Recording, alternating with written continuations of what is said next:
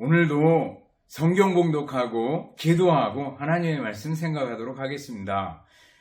하나님의 말씀은 마가복음 11장 15절로 19절 말씀입니다. 봉독하겠습니다.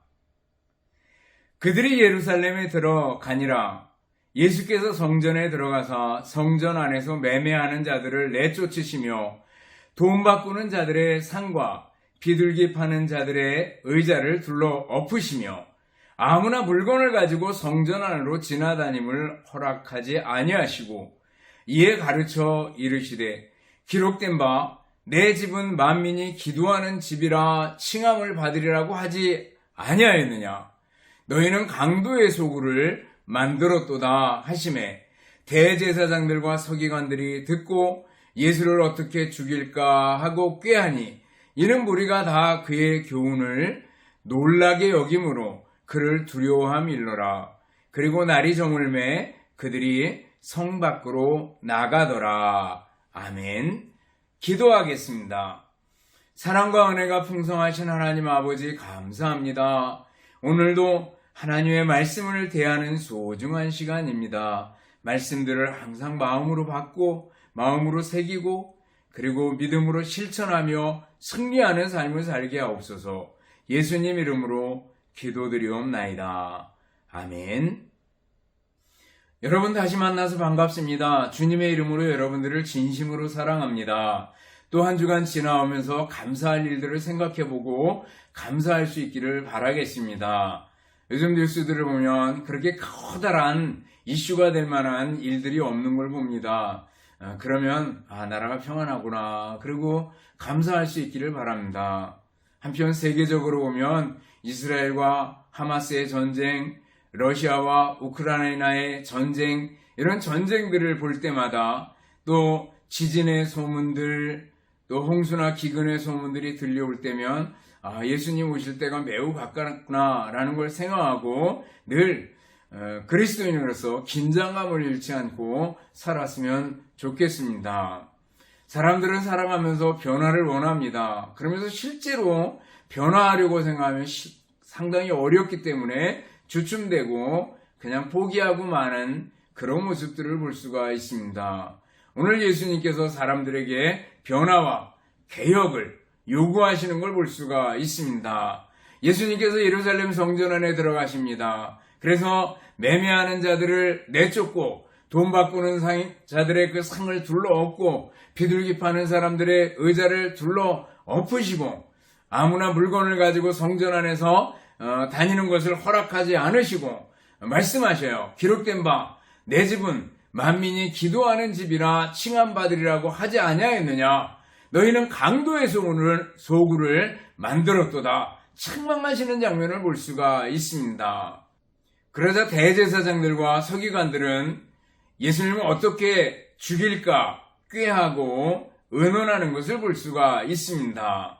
오늘 우리 주님 예수님께서는 성전을 청결하게 하는 일을 통해 가지고 우리들에게 개혁과 변화를 요구하시는 걸 볼 수가 있습니다. 오늘 본문을 통해서 예수님께서 원하시는 게 뭔가라는 걸 살펴볼 수 있는데 첫 번째는 바로 회개와 개혁을 원하신다라는 거예요. 회개하고 개혁해라라는 건요. 성전을 깨끗하게 하심을 통해서 회개하고 개혁해라라는 겁니다. 예수님 당시에 종교가 타락했습니다. 물론 지금도 종교가 타락했지만 그 당시에 심각한 수준이었습니다. 변화와 회개와 개혁이 필요한 때였습니다. 아름다운 성전이 있었고 그리고 거기서 날마다 제사가 드려졌고 그 제사를 주관하는 제사장들이 있었고 또 대제사장들이 있었고 그리고 여러 갖출 것들을 다 갖추고 있었습니다. 그럼에도 불구하고 예수님께 엄청 많이 야단을 맞는 걸 볼 수가 있습니다. 오늘 예수님께서 의분을 참지 못해요. 왜냐하면 성전 안에서 성전의 구조를 보면 성전의 그 성막이죠. 옛날에 성막이 있는 그 성전 안에 보면 맨 안쪽에 지성소가 있습니다. 그리고 휘장이 쳐져 있고 성소가 있습니다. 지성소에는 대제사장이 1년에 한 번 들어가죠. 성소에는 제사장만이 들어갈 수 있습니다. 그리고 곧 성전 안뜰이 나옵니다. 그 안뜰에는 이스라엘 사람들이 들어갈 수가 있었습니다. 그리고 성전 바깥뜰에는 이방인들도 들어갈 수 있었습니다. 그런데 장사가 벌어지고 있는 것은 바로 이 성전 바깥뜰이었습니다. 장사하는 사람들은 대제사장들과 또 제사장들에게 푸짐한 자릿세를 줬고, 제사장들은 그것을 못 본 채 묵인했던 것을 볼 수가 있습니다. 원래 하나님께 제사를 드리는 것은 자기가 기른 양이나 소 중에서 가장 소중하고 흠이 없는 첫 것을 주님 앞에 가져와서 드리게 되어 있었습니다.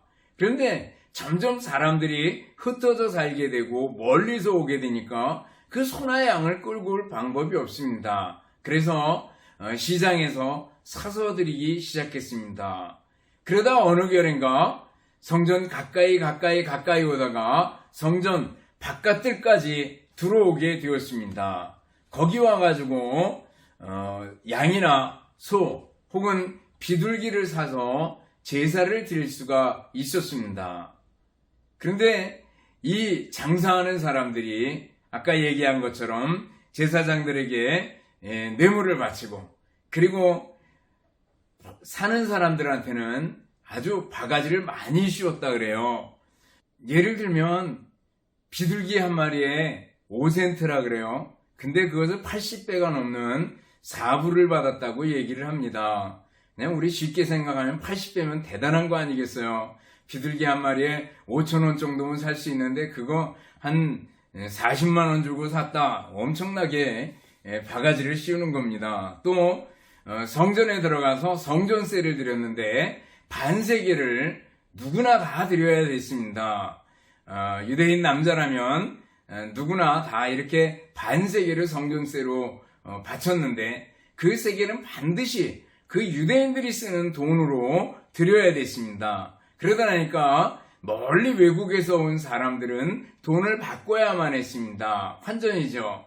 그때 환전할 때 또 수수료를 엄청나게 많이 떼가지고 바가지를 씌웠던 그런 것을 볼 수가 있습니다. 하여간 돈에 눈이 멀었습니다. 그래가지고 대제사장들은 묵인해줬고 장사하는 사람들은 어떻게든지 돈을 우려 먹으려고 생각했던 것을 볼 수가 있습니다. 요한복음 2장을 보면 예수님 사역 초창기에 성전을 청결케 하신 적이 있는데 예수님께서 사역 마지막에 다시 한번 성전을 청결케 하십니다. 나중에 이 바깥들에서 물건을 팔고 재물을 팔고 하는 것이 실제적으로 많은 사람들에게 비판을 받고 있었고, 그래서 주 70년 예루살렘이 멸망하기 한 3년 전에는 반란이 일어나가지고 성전에서 매매하는 일을 실제로 금했었다고 얘기를 합니다. 문제가 되는 건 뭐예요? 하나님의 성전을, 거룩한 성전을 이익의 수단으로 바꿔버렸다라는 거죠. 하나님을 잘 섬기는 것 같이 하면서 뒤로는 자기의 이익, 유익, 돈만을 챙겼다라는 거예요. 그래서 예수님께 야단을 호되게 맞은 겁니다. 회개하고 개혁하라라는 거죠. 여러분들 이스라엘 역사를 쭉 보고 구약 성경 보면은요, 하나님께서 계속해서 회개를 요구하고 개혁을 요구하는 걸 볼 수가 있습니다. 회개하지 않으면 어떻게 돼요? 망한다라는 거죠. 심각한 거 아니겠어요? 사사기 시대를 보면은요, 이스라엘 백성들이 하나님을 잘 섬기는 시대가 끝나면 하나님을 떠나갑니다. 바알과 아세라, 거기에 있는 토착 신들을 섬겨나갑니다. 하나님께서 벌하시죠. 이웃나라를 통해서 벌하시면 저들이 하나님께 하나님 살려주세요 이렇게 부르짖습니다. 그러면 하나님께서 사사를 보내서 그 사람들을 구원해 주시는 것을 반복해서 보여주시는 걸 볼 수가 있습니다. 하나님을 떠나가면은 망한다라는 걸 보여주는 거죠. 남쪽 유다, 북쪽 이스라엘 나라가 결국 하나님을 떠나간 것 때문에 멸망당하는 것을 볼 수가 있습니다. 기독교 역사를 보면 중세 때 얼마나 많이 타락했는지 모릅니다. 옴베르토 에코라는 사람이 쓴 책들을 보면은요, 그 중세 때 온갖 미신들, 우리로 말하면 뭐 전설의 고향부터 시작해가지고 이런 민화 이런 거 있잖아요. 떠도는 얘기들, 이런 것들이 얼마나 많이 있었고 사람들을 지배하고 있었는지 모릅니다. 사람들은 성경을 읽을 수가 없었습니다. 당시의 신부들은 라틴어로 설교했고, 그리고 라틴어 성경을 가지고 있었고, 그래서 일반인들은 성경을 잘 알 수가 없었어요. 그래서 그림 같은 것으로 어떻게든지 표현해 보려고 많이 노력을 하고 그랬던 것을 볼 수가 있어요. 그리고 성 베드로 성당을 짓는 동안에는 헌금을 걷어야 되잖아요. 그래서 면죄부를 판매하고 헌금통에 헌금이 딸랑 떨어지는 순간에 연옥에 있던 영혼이 천국으로 간다고 가르쳤습니다. 어쨌거나 엄청 많이 무지하고 타락하고 그런 상태에 있었습니다. 하나님께서는요, 십자군 운동과 그리고 종교개혁 운동을 통해 가지고 중세 기독교를 무너뜨려 버리는 걸 볼 수가 있습니다. 여러분들, 우리나라에 복음이 들어올 때는 어떻습니까? 참 어려울 때 복음이 들어와서 큰 역할들을 많이 했습니다. 그런데 일제말기에 그 박해를 견디지 못하고 신사참배에 총회적으로 이렇게 교단적으로 다 넘어갔던 것을 볼 수가 있어요. 부대 사람들은 평가하기를 그것 때문에 우리나라가 남북으로 갈라지지 않았는가라는 생각을 합니다. 그리고 그 이후에도 교단들이 싸우고 갈라지고 이럴 때마다 우리나라에는 큰 어려움들이 있었던 것을 볼 수가 있습니다. 여러분들, 하나님을 떠나가고 부패하고 썩어갈 때 하나님께서는 심판하시는 것을 볼 수가 있습니다. 그러므로 우리들에게도 회개와 개혁이 필요하다라는 거죠. 교회에는 4가지 기능이 있습니다. 그래서 예배 드리는 거, 교육과 훈련하는 거, 또 전도와 선교하는 거, 친교와 봉사하는 거, 이렇게 4개의 기둥 같은 기능들이 있는데, 이 기능 중에 어느 하나가 약화되면은 교회의 역할을 제대로 하지 못하게 되는 걸 볼 수가 있습니다. 그러나 여러분들, 이런 것들을 회복시키고 우리들 자신을 돌이켜보고 잘못된 곳이 없는지, 무너진 부분은 없는지, 다시 세워야 될 부분은 없는지 한번 돌이켜보고 세워나가야 될 줄 압니다. 성경을 보면 종교개혁을 했던 그 왕들이 있습니다. 히스기야 왕이 그랬습니다. 또 요시야 왕이 그랬습니다. 엄청나게 우상숭배에 쩌들어 있던 그 사람들을 하나님께로 돌려놓으려고 무척이나 많이 애를 썼던 것을 볼 수가 있습니다. 여러분들, 우리 자신을 돌이켜보고 우리 자신의 신앙생활을 돌이켜보고 또 우리 자신의 마음을 돌이켜보고 회개하고 돌아서야 될 줄 압니다. 세례 요한이 와서 회개에 합당한 열매를 맺으라고 도끼가 이 이미 나무 뿌리에 놓여 있다고 외친 것을 볼 수가 있습니다. 예수님도 이 땅에 오셔서 첫 마디가 회개하라, 천국이 가까이 왔느니라 말씀하셔요. 베드로나 요한이 초대교회에 설교할 때도 회개의 복음을 외쳤던 것을 볼 수가 있습니다. 우리들이 회개하고 돌아서야 될 줄 압니다. 우리에게 있어서 개혁되고 바뀌어져야 될 부분들은 어떤 면들이 있는가? 우리들 신앙생활에서 잘못된 부분들이 있는가? 한번 돌이켜보시기 바랍니다. 우리가 기본적으로 매일 성경을 읽고 기도해야 된다 압니다. 그러나 매우 형식에 치우쳐 있지는 않는지 한번 돌이켜보고요. 또 우리가 예배에 규칙적으로 하나님께 예배에 출석해서 예배드리지만 우리의 예배가 형식에 치우쳐 있지는 않은지, 찬송을 하면서도 우리의 생각은 다른 데 가 있지는 않은지, 헌금을 하면서도 그저 의무적으로 그냥 아무 감동 없이 헌금하고 감사가 사라진 상태에서 헌금하고 있지는 않은지 한번 돌이켜보시기 바랍니다. 우리 생활 삶 속에서 하나님의 임재의식 없이 아무렇게나 생각하고 아무렇게나 말하는 우리들은 아닌지, 교회 바깥을 벗어나는 순간에 하나님과 아무 상관없는 삶을 살아가고 있지는 않은지 한번 돌이켜 보시기 바랍니다. 우리 주님 예수님께서 성전을 청결케 하시면서 우리에게 원하시는 첫 번째는 뭐예요? 회개하고 개혁하라 라는 거였습니다. 두 번째 뭐예요? 기도하라 라는 거였습니다. 내 집은 만민의 기도하는 집이다 라는 걸 예수님께서 성전 본래의 목적을 깨우쳐 주십니다. 기도하라 라는 겁니다. 내 집은 만민의 기도하는 집인데 너희들이 강도의 구렬 강도의 집을 만들었다고 책망하시는 걸 볼 수가 있습니다. 하나님은 무소부재하신 분이잖아요.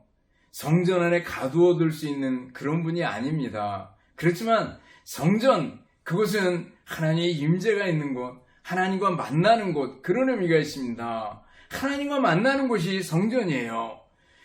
성전에서 기도함을 통해서 하나님과 만나게 되는 거죠. 구약에 보면 솔로몬의 기도가 나옵니다. 솔로몬이 성전을 짓고 봉헌 기도를 드리게 되는데 그때 하나님 앞에 기도하는 장면이 나옵니다. 두 손을 들고 하나님 앞에 기도하는데 어떻게 해요? 하나님 앞에 손을 펴고 기도하면서 하나님 감사합니다. 은혜를 베풀어 주셔서 감사합니다. 라는 기도를 쭉 해나갑니다. 그러면서 여호와여 종의 기도와 간구를 돌아보시며 종이 오늘날 주의 앞에서 부르짖음과 빈 기도를 들으시옵소서, 이렇게 기도를 들어달라고 얘기합니다. 그러면서 범죄함으로 하나님을 떠나게 될 때 이곳을 향해서 다시 기도하게 되면 하나님께서 용서해 주시기를 원합니다. 적국 앞에서 패하게 될 때 기도하면 다시 회복시켜 주시고, 범죄함으로 하늘이 닫히고 그리고 비가 없어져 주의 벌을 받을 때 기도하면 하나님께서 비를 내려주시기를 원합니다. 또 무슨 재앙이나 질병이나 물어나고 주님 앞에 기도하고 간구하면 하나님께서 고쳐주시기를 원합니다. 혹 먼 지방에서 온 이방일지라도 기도하면 하나님께서 들어주시기를 원합니다. 적국과 더불어 싸우고자 전쟁할 때 기도하면 하나님께서 들어주시기 원합니다. 사로잡혀간 땅에서 이곳을 향해서 기도하면 들어주시기를 원합니다 하면서 성전 봉헌식 기도를 드리는 걸 볼 수가 있습니다. 여러분들, 하나님의 성전은 기도하는 집이다라는 거예요. 우리는 성전이란 표현을 쓸 때 참 조심해야 될 부분들이 있습니다. 보통 교회당을 사람들이 성전 이렇게 얘기하는 걸 볼 수가 있습니다. 물론 하나님의 거룩한 장소 이런 의미에서 성전 이렇게 쓸 수 있겠지만 성전이라는 단어를 쓸 때는 상당히 조심스럽습니다. 왜냐하면 예수님께서 성전이 되셔서 십자가에 죽으시고 다시 사셨거든요. 이 성전을 헐라 내가 다시 사흘 만에 짓겠다, 이것은 바로 예수님 자신을 가리키는 거거든요. 또 하나님의 성전이다 얘기할 때는 하나님의 성령이 거하는 우리 성도들 몸을 하나님의 성전이다 이렇게 표현했습니다. 그런 의미에서 성전 그럴 때는 단지 교회당 이렇게 생각하면 조금 무리가 있습니다. 교회당을 성전이라고 표현할 때는 자칫 예수님이 약화될까봐 조심스러운 부분이 있습니다. 그렇지만 구약의 성전이나 신약의 교회당이나 공통점이 있다면 뭐예요? 하나님과 만나는 장소, 기도하는 집, 그런 의미가 있잖아요. 여러분들 교회를 사랑하고 또 예배당을 사랑하고 할 수 있기를 바랍니다. 교회당을 어떻게 사랑해요? 교회 청소하는 거 굉장히 중요합니다. 전에 학교에 있을 때 학교 안에 교회가 있는데 우리 선생님, 여선생님 한 분이 말없이 와서 그곳에서 청소하고 또 유아실 같은 데 다 정리해 놓고 쉬는 시간에 자기 수업 비는 시간에 와서 다 정리해 놓고 가고 그러는 모습을 봤어요. 얼마나 참 마음이 흐뭇했는지 모릅니다.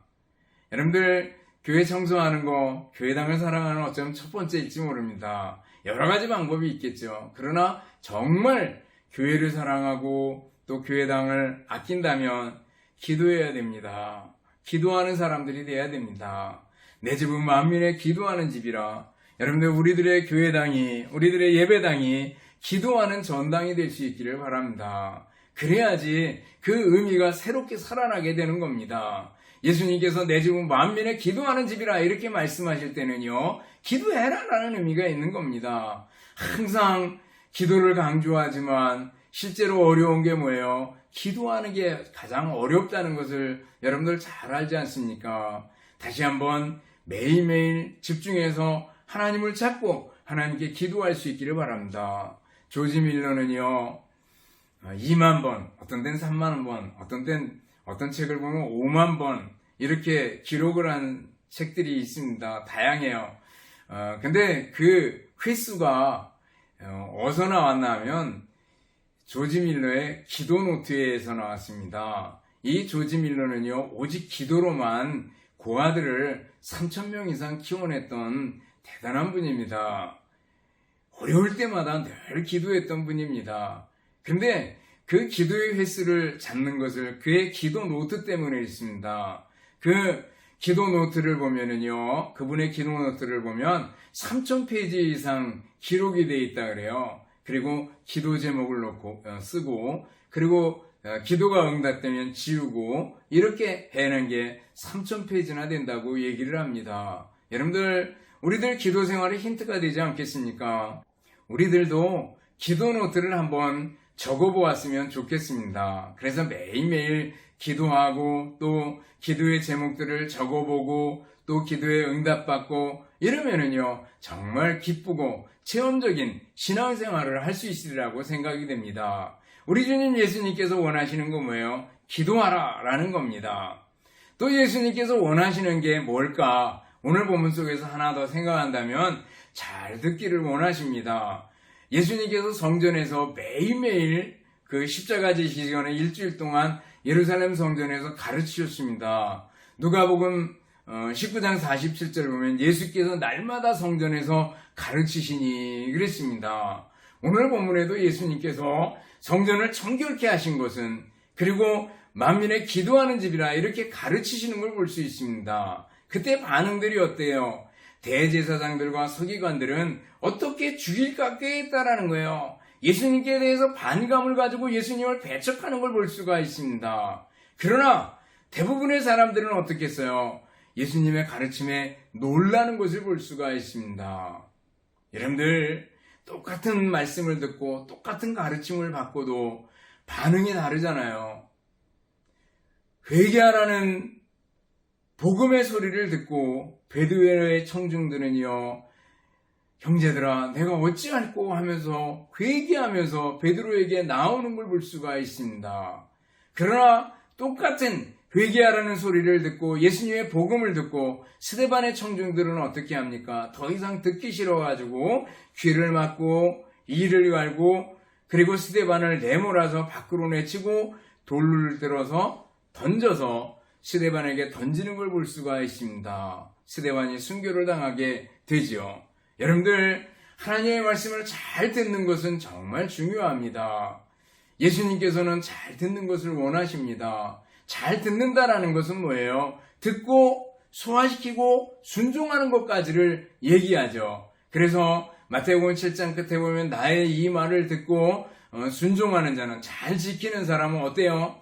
그 주초를 반석 위에 지은 집과 같아서 홍수가 나고 창수가 나도 무너지지 않는다고 말씀해 주잖아요. 예수님의 말씀을 잘 듣는 사람이요, 기초를 든든하게 세운 아름다운 집을 짓는 사람이나 마찬가지입니다. 그러나 예수님의 말씀을 그냥 귀로 듣고 귀로 한 귀로 흘려버리는 사람은 그 기초를 모래 위에 지은 사람이나 마찬가지다라는 겁니다. 또 요한계시록 1장 3절 보면 이 예언의 말씀을 읽는 자들과 듣는 자들과 그 가운데 있는 것을 지키는 자들이 어떻다고요? 복이 있다, 이렇게 말씀하고 있습니다. 하나님의 말씀을 잘 듣고 그 말씀에 순종하며 사는 사람은 복 있는 사람이래요. 여러분들, 다시 한번 성경으로 돌아가서 하나님의 말씀을 들을 수 있기를 바랍니다. 우리가 설교를 통해서 하나님의 말씀을 듣습니다. 성경을 읽는 걸 통해서 하나님의 말씀을 듣습니다. 잘 들어야 됩니다. 매일매일 들어야 됩니다. 하나님의 말씀 듣는 것을 즐거워해야 됩니다. 그리고 그것을 소화시켜서 삶에서 적용하고 실천하는 삶을 매일매일 살아가야 될 줄 압니다. 하나님의 말씀은 살아있고 운동력이 있어서 사람을 바꿔놓고 환경을 바꿔놓는 엄청난 역할들을 하게 되는 걸 볼 수가 있습니다. 한 부인이 자기 남편이 교회 다니지 않고 예수님 믿지 않는 것 때문에 날마다 기도했습니다. 하나님, 내 남편 예수님 믿게 해주세요. 이렇게 기도했습니다. 그러다가 강권하다가 어느 날 이 남편이 한번 교회 가주겠다고 허락을 했습니다. 얼마나 기뻤는지 모릅니다. 그리고 남편과 함께 교회 가서 예배를 드리게 되었습니다. 그런데 그날따라 설교가 창세기 5장이었습니다. 창세기 5장 보면 족보가 쭉 나옵니다. 그리고 누구를 아들을 낳고 그리고 얼마 동안 살고 죽었더라 하는 얘기가 계속해서 반복해서 나옵니다. 이 부인 집사님은 상당히 실망했습니다. 설교가 정말 이 남편한테 딱 맞는 설교가 됐으면 좋은데 설교가 본문이 좀 그러네 그러면서 그런 마음으로 조마조마하게 예배를 드리고 왔습니다. 근데 남편이 생각지도 않게 말합니다. 나 다음 주에도 또 가야 되겠다. 그러더래요. 아니, 오늘 설교를 통해서 성경 본문 통해서 뭐 깨달은 게 있어요. 그랬더니 깨달은 게 있어. 인생이 참 허무하구나. 내가 아이 낳고 살다가 그냥 죽는구나 라는 걸 깨달았어. 내가 믿음으로 살아야 된다는 걸 깨달았어. 이렇게 얘기하더라는 거예요. 그리고 나서 그날부터 예수님을 잘 믿게 됐노라고 얘기합니다. 여러분들, 말씀은요, 어느 한 구석에 있는 말씀, 우리가 생각지도 않은 말씀이지만 족보의 한 부분 같지만 나의 이름도 어려운 그 이름 하나지만 그러나 그걸 통해서 사람들을 변화시키는 역할을 하는 것이 하나님의 말씀이요 성경입니다. 그러므로 여러분들 성경으로 돌아가고 또 하나님의 말씀을 귀담아 듣는 훈련들을 잘 해나갈 수 있기를 바랍니다. 예수님께서 원하시는 것들을 오늘 살펴보았습니다. 성전을 청결케 하신 예수님께서 우리에게 원하시는 것들이 있어요. 하나는 회개하고 개혁할까, 또 하나는 기도할 것, 또 하나는 말씀을 잘 들을 것입니다. 여러분들 이 말씀들을 기억하고 또 한 주간 믿음으로 승리하는 여러분들이 되시기를 주님의 이름으로 축원합니다. 기도하겠습니다. 하나님 아버지 감사합니다. 성전을 청결케 하신 예수님을 통해서 예수님이 원하시는 것들을 살펴보았습니다. 주님께서 회개와 개혁을 원하시며 기도를 원하시며 말씀을 잘 듣는다는 것을 원하실진데 주님 뜻대로 살아가는 저희들이 되게 하여 주시옵소서. 감사드리오며 예수님 이름으로 기도드리옵나이다. 아멘. 축도하겠습니다. 이제는 우리 주님 예수 그리스도의 은혜와 하나님 아버지의 극진하신 사랑하심과 성령님의 교통하시며 인도하심이 함께 모여 예배드리며 말씀 듣는 우리 모든 성도들과 가정과 주님의 몸된 교회와 우리나라 민족 위에 이제로부터 영원토록 함께 있을지어다. 아멘.